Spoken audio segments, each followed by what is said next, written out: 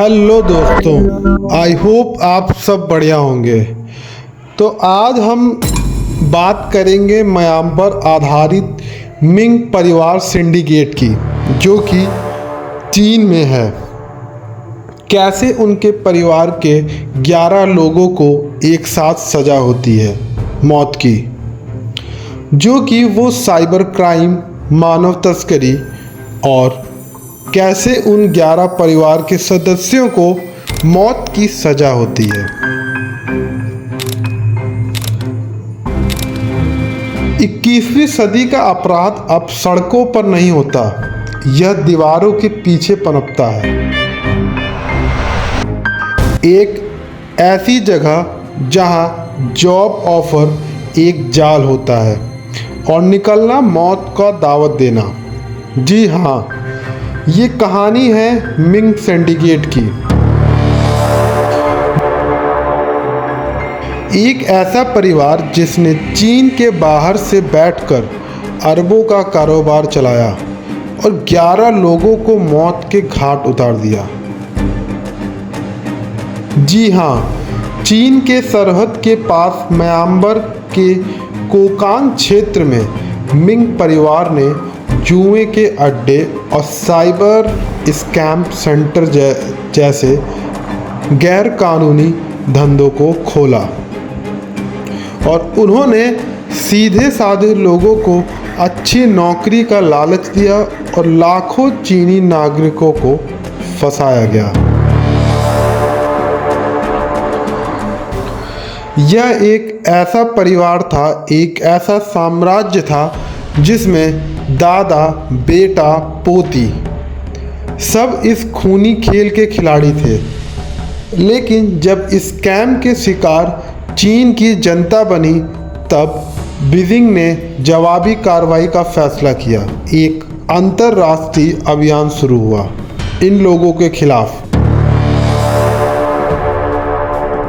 Basically अगर हम बताएं, इन कॉल सेंटर्स में काम करने वाले कोई कर्मचारी नहीं बल्कि बंदी थे। 12 से 15 घंटे की शिफ्ट, टारगेट पूरा ना होने पर उनसे मारपीट और भागने की कोशिश करने पर सज़ा, और सज़ा जो अक्सर मौत होती थी।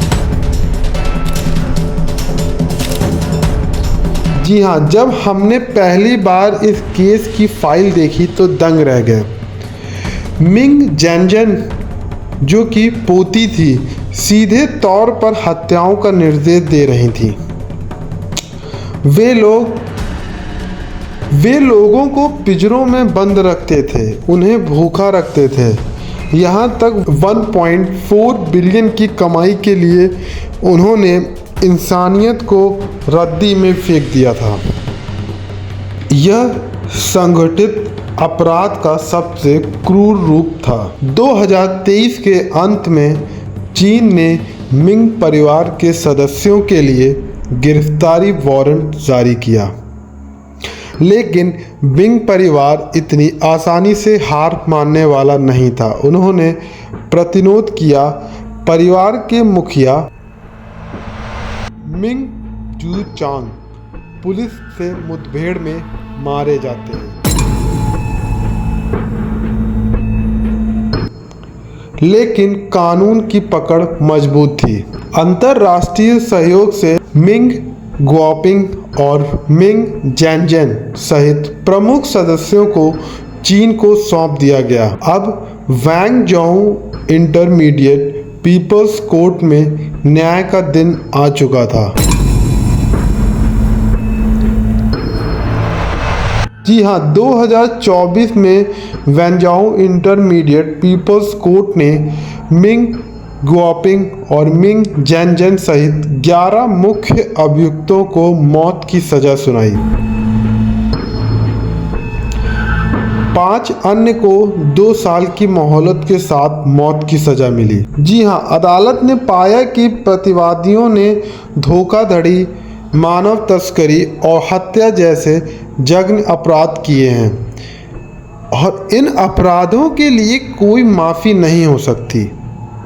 इसलिए मिंग गुआपिंग और मिंग जेनजेन और उनके 9 अन्य साथियों को मौत की सज़ा दी जाती है। बेसिकली मिंग सिंडिकेट की कहानी दिखाती है कि कैसे लालच, शक्ति और क्रूरता का एक परिवार अंततः खुद के बनाए जाल में फंस जाता है। यह सिर्फ एक कानूनी फैसला नहीं था, बल्कि उन 10 मजदूरों के लिए न्याय था जिनकी लाशें म्यांमार की ज़मीन में दफन थी। इस सिंडिकेट का अंत एक सख्त संदेश था, आप जहां कहीं भी छिपे, अपराध का कोई इंटरनेशनल बॉर्डर नहीं होता है। ये 2015 में म्यांमार का कोकांग क्षेत्र में संयुक्त राष्ट्र यूएन के अनुसार कोकांग में 300 से अधिक स्कैम कंपाउंड थे, जहां हजारों पीड़ितों को रखा गया था। यह मिंग परिवार उनमें से सबसे खतरनाक था। वहाँ का एक पीड़ित जो कि इनके कॉल सेंटर में जॉब करता था, वो अपने मैसेज में बताता है कि उसको लगा कि एक आईटी कंपनी है जो कि उसे हाई सैलरी वाली नौकरी के लिए बुला रही है, लेकिन उसको वहाँ जाके मालूम चला कि उसे एक पिंजरे में बंद कर दिया गया। और वो बताता है कि उसका काम था लोगों से रोमांस आधारित क्रिप्टो स्कैम करना, और अगर उसने मना किया तो उसे पीटा जाता था। जी हाँ, मिंग परिवार एक वंश की तरह था। मिंग गोपिंग और उसकी वारिस मिंग जैनजैन, ये दोनों ही इस सिंडिकेट के ऑपरेशन हेड थे। लेकिन इन चेहरों के पीछे एक और अंधेरा सच था, वो है मानव तस्करी, इस मीन ह्यूमन ट्रैफिकिंग। जी हाँ, यह सिंडिकेट सिर्फ पैसों का भूखा नहीं था, यह खून का भी प्यासा था। भागने की कोशिश करने वाले कर्मचारियों को ये बेरहमी से मार दिया जाता था, और इनका अत्याचार इतना बढ़ चुका था कि चीन की जनता में गुस्सा था और सरकार पर बहुत ज़्यादा दबाव, जिसकी वजह से बीजिंग ने एक बड़ा फैसला लिया था, जो 2023 में चीन और म्यांमार ने संयुक्त रूप से मिंग परिवार के खिलाफ ऑपरेशन शुरू किया। और यह सिर्फ एक गिरफ्तारी नहीं थी, यह एक युद्ध की तरह था, क्योंकि इन गिरोहों को म्यांमार की सैन्य सरकार का समर्थन प्राप्त था। उन्हें लगा कि वे अजेय हैं, लेकिन जब चीन ने उन्हें अंतर्राष्ट्रीय मोस्ट वांटेड घोषित किया तो उनके ठिकाने ढहने लगे। परिवार के मुखिया मिंग जूजोंग को पुलिस कार्रवाई के दौरान मार दिया गया था, जिसकी वजह से परिवार पूरी तरीक़ा से बिखर चुका था। और अब गोपिंग और जैनजैन सहित 11 मुख्य अपराधी को चीन की अदालत में पेश कर दिया गया,